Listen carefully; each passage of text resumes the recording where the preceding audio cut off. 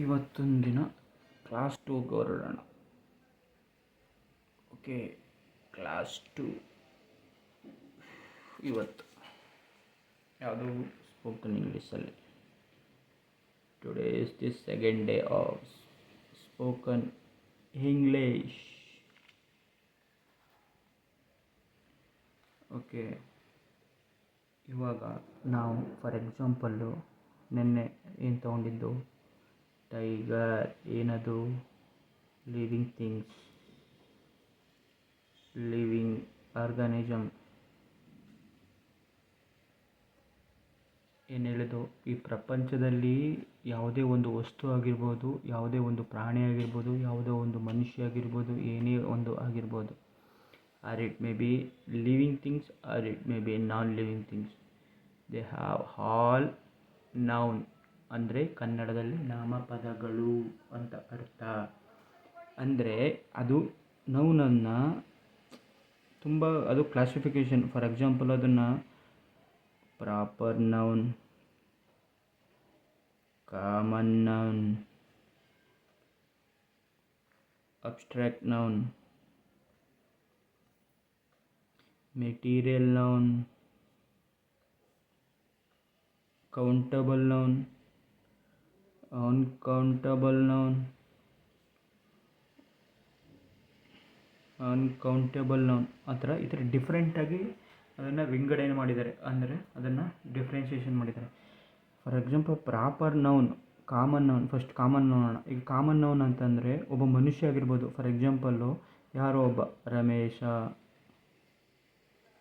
ರಾಧಾ, ಇನ್ನೊಬ್ಬರು ಯಾರೋ ಹೆಸರುಗಳು, ಈ ಥರ ಅದು ಕಾಮನ್ ನೌನ್. ಪರ್ಟಿಕ್ಯುಲರಾಗಿ ಅದನ್ನು ಹೆಸರಿಂದ ಕರಿತೀವಿ, ಬೈ ಪರ್ಟಿಕ್ಯುಲರ್ ನೇಮ್. ಅದನ್ನು ನಾವು ಏನಂತ ಕಾಮನ್ ನೌನ್ ಕರಿತೀವಿ. ಅದೇ ಗ್ರೂಪನ್ನು ಏನಂತ ಕರಿತೀವಿ, ಪೀಪಲ್. ಈಗ ಮನುಷ್ಯರನ್ನ ಇದನ್ನೆಲ್ಲ ಸೇರಿಸಿ ಏನು ಕರಿತೀವಿ, ಪೀಪಲ್. ಅದೆಲ್ಲ ಒಂದು ಇದು. ಹಂಗೆ ಕಾಮನ್ ನೌನ್ಗೂ ಪ್ರಾಪರ್ ನೌನ್ಗೂ ಏನಂದರೆ, it indicate A particular persons name. This is the group of person. Okay. Abstract ಅಂದರೆ ಅದು ಕಣ್ಣಿಗೆ ಕಾಣಲ್ಲ, ನಮ್ಮ ಫೀಲಿಂಗ್ಸು.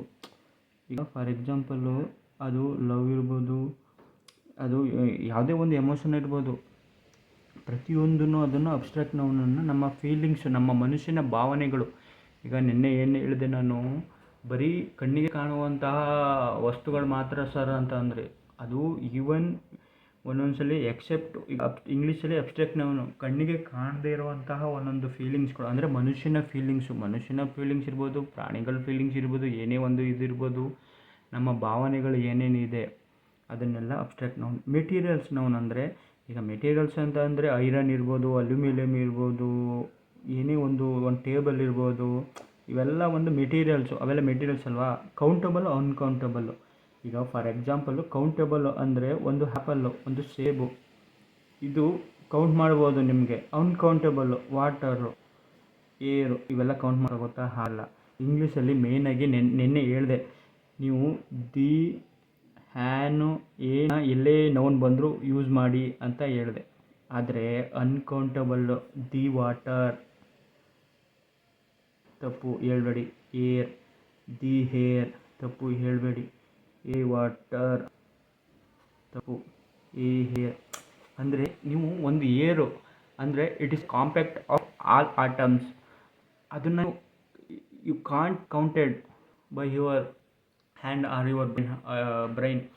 ನೀವು ಕೌಂಟ್ ಮಾಡೋಕ್ಕಾಗಲ್ಲ. ಅದನ್ನು ಅನ್ಕೌಂಟಬಲ್ ನೌನ್ಗೆ ಇದನ್ನು ನಾವು ಯೂಸ್ ಮಾಡೋದು ತಪ್ಪು.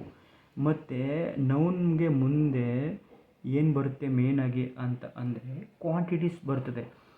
ಅಂದರೆ ಈಗ ಫಾರ್ ಎಕ್ಸಾಂಪಲ್ ಟೈಗರ್, ಈಗ ಇಲ್ಲಿ ಕ್ವಾಂಟಿಟಿ, ಈಗ ಎ ಟೈಗರ್ ಅಂದರೆ ಒಂದೇ ಒಂದು ಟೈಗರು. ದಿ ಟೈಗರ್ ಅಂತ ಅಂದರೆ ಅದು ಪರ್ಟಿಕ್ಯುಲರಾಗಿ ಅದು ಒಂದೇ. ದಿ ಅಂದರೆ ಒಂದೇ ಒಂದು ಅಂತ ಅರ್ಥ ತಿಳ್ಕೊಳ್ಳಿ ಯಾವತ್ತೂ. ದಿ ಅಂದರೆ ಅದು ಒಂದೇ ಒಂದು. ಓಕೆ. ಈಗ 5 ಟೈಗರ್.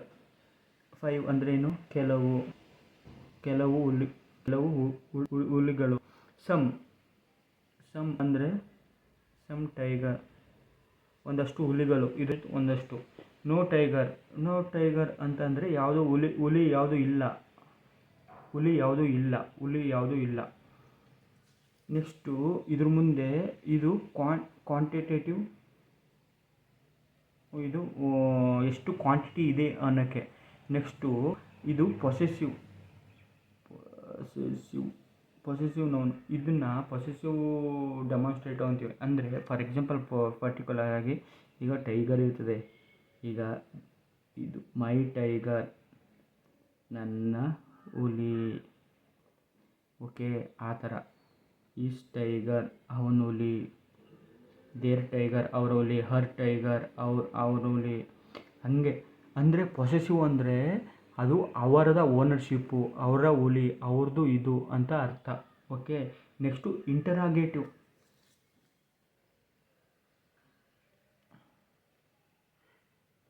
ಇಂಟರಾಗೇಟಿವ್. ಇವೆಲ್ಲ ಏನು ಗೊತ್ತಾ, ಡಿಟರ್ಮೈನ್ಸ್. ಇಂಗ್ಲೀಷಲ್ಲಿ ಡಿಟರ್ಮೈನ್ಸ್ ಅಂತೀವಿ. ಅಂದರೆ ಈವನ್ ಆರ್ಟಿಕಲ್ ಕೂಡ ಇದರೊಳಗಡೆ ಒಂದು ಪಾರ್ಟು. ಇವಾಗ ಇದನ್ನು ನಾನು ಏನು ಹೇಳ್ತೀನಿ, ಆರ್ಟಿಕಲ್ ಇದೆ, ಇದು ಕ್ವಾಂಟಿಟೇಟಿವ್ ಡಿಟರ್ಮಿನ್ಸ್ ಇದೆ, ಆರ್ಟಿಕಲ್ಸ್ ಇದೆ, ನೆಕ್ಸ್ಟು ಇದಕ್ಕೆ ಇಂಟ್ರಾಗೇಟಿವ್ ಇದೆ, ನೆಕ್ಸ್ಟು ಪೊಸೆಸಿವ್ ಇದೆ. ಹಂಗೆ ಇಂಟ್ರಾಗೇಟಿವ್ ಅಂದರೆ ವಿಚ್ ಟೈಗರ್, ಯಾವ ಹುಲಿ, ವಾಟ್ ಟೈಗರ್, ಏನು ಹುಲಿ, ಹೂಸ್ ಟೈಗರ್, ಯಾರು ಹುಲಿ.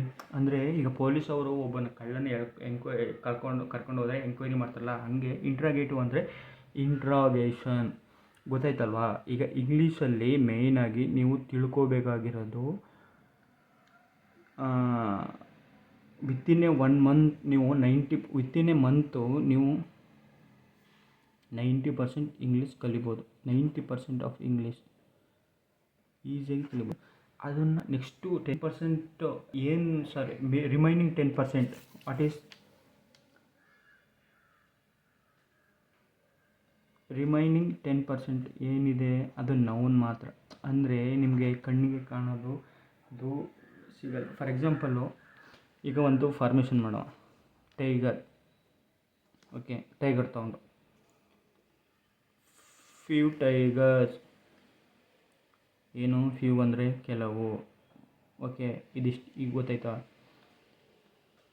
ಫ್ಯೂ ಟೈಗರ್ ಈಸ್ ಏನು, ಫ್ಯೂ ಟೈಸ್ ಅಂದರೆ ಈಗ ಹುಲಿ ಅನ್ನೋದು ಬಾಡಿ ಅಂದ್ಕೊಳ್ಳಿ, ಡೆಡ್ ಬಾಡಿ ಅಂದ್ಕೊಳ್ಳಿ. ಈಸ್ ಅಂದರೆ ಅದು ಸೋಲ್, ಅಂದರೆ ಅದರ ಆತ್ಮ. ಅಂದರೆ ಆ ಹುಲಿಗೆ ಅದು ಅಟ್ ಪ್ರೆಸೆಂಟ್ ಇದೆ. ಈಗ ಫ್ಯೂ ಟೈಗರ್ ಈಸ್ ಕೆಲವು ಹುಲಿಗಳು ಇದೆ. ಈಗ ಫ್ಯೂ ಟೈಗರ್ ವಾಸ್ ಆಗಲೇ ಇತ್ತು. ಫ್ಯೂ ಟೈಗರ್ ವಿಲ್ ಮುಂದೆ ಇರ್ತದೆ. ಈಗ ಫ್ಯೂ ಟೈಗರ್ ಈಸ್ ಅಲ್ಲಿವರೆಗೂ ಬಂತಾ? Next few tiger is walking.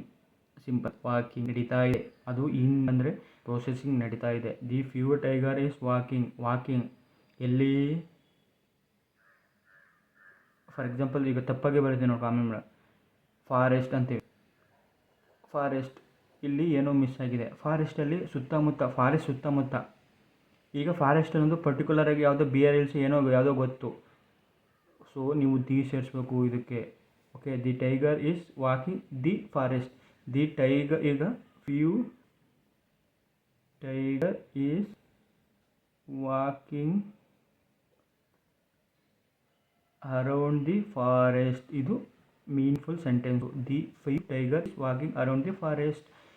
ಇದನ್ನು ಈ ಸೆಂಟೆನ್ಸ್ ಫಾರ್ಮೇಷನ್ ಮಾಡೋದು ಈ ಥರ ನೋಡಿರಿ. ಫಸ್ಟು ಯಾವ್ದಾರು ಒಂದನ್ನು ಮನುಷ್ಯನ ನೇಮ್ ತಗೊಳ್ಳಿ. ಫಾರ್ ಎಕ್ಸಾಂಪಲ್ಲು ಯಾವುದು, ರಾಧಾ. ಓಕೆ, ರಾಧಾ ಅನ್ನೋದು ಇವಾಗ ಈ ರಾಧಾ ಏನು ಮಾಡ್ತಿದ್ದಾಳೆ, ಕಾಫಿ. ರಾಧಾ ಕಾಫಿ ಮಾಡ್ತಿದ್ದಾಳೆ. ಈಗ ತಪ್ಪ ಬರೀ Radha coffee. Radha makes coffee. Okay, Radha makes coffee.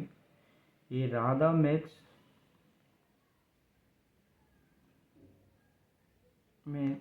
Coffee for me. ಈಗ ಮೀ ಇದನ್ನು ನೆಕ್ಸ್ಟು ನಾನು ಪ್ರನೌನ್ ಕ್ಲಾಸ್ ಬಂದಾಗ ನಿಮಗೆ ಗೈಡ್ ಮಾಡ್ತೀನಿ. ನೆಕ್ಸ್ಟು ಅದೇ ಥರ ಈಗ for example this, that, those, this. This ಅಂದರೆ ಒಂದು ವಸ್ತು, ಥಿಂಗ್ಸ್ ಅಥವಾ ಒಂದು ಪ್ರಾಣಿ ಹತ್ತಿರದಲ್ಲಿದ್ದಾಗ ದಿಸ್ ಅಂತ ಯೂಸ್ ಮಾಡ್ತೀವಿ, ಹತ್ತಿರ. So it's near by two any kind of. ಈಗ ದಟ್ ಅಂತ ತುಂಬ ದೂರ ಹೋದಾಗ, ತುಂಬ ದೂರದಲ್ಲಿದ್ದಾಗ, ಫಾರ್ ಅವೇ ಇದ್ದಾಗ ಅದನ್ನು ದಟ್ ಯೂಸ್ ಮಾಡ್ತೀವಿ. ಹಂಗೆ ದಿಸ್ಸು, THESE, ದಿಸ್ಸು ಹತ್ತಿರದಲ್ಲಿದ್ದಾಗ ಅಂದರೆ ಒಂದಕ್ಕಿಂತ ಜಾಸ್ತಿ ಇದ್ದಾಗ ಅದು ದಿಸ್ಸು. ದೋಸ್ ಅಂದರೆ ಒಂದಕ್ಕಿಂತ ಜಾಸ್ತಿ ವಸ್ತುಗಳು ದೂರದಲ್ಲಿದ್ದಾಗ ಇದು ದೋಸ್. ಇವು ನಿಮಗೆ ಸಾಕು. ಓಕೆ.